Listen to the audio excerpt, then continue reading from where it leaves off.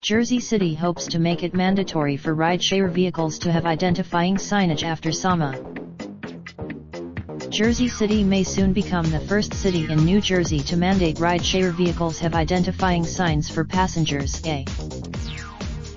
Mayor Stephen Pulip announced a proposed ordinance Friday, according to a news release from his office. The ordinance comes as a result. The purpose of the ordinance is to alert riders and prevent another incident like Josephson's murder, the release said. The ordinance will be these. There are currently no regulations or laws in New Jersey requiring ride-share vehicles to have signs on their vehicles, the release said. Ride-share regulations were. The mayor added that when the ordinance becomes law, there will be added fines if ride-share drivers don't have necessary signage.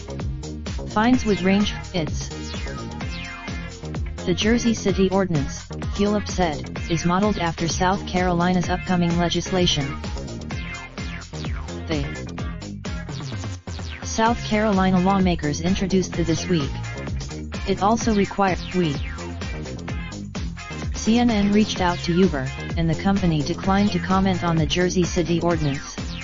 An Uber CNN also reached out to LYFT, who said through a spokesperson that safety was the company's top priority.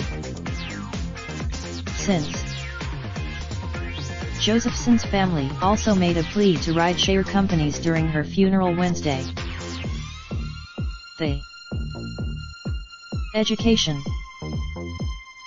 Josephson's family also said passengers should verify the pickup details before getting into vehicles.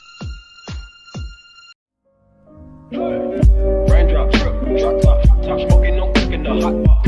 Fucking on your bitch, yeah, that. Looking up, open the park pot.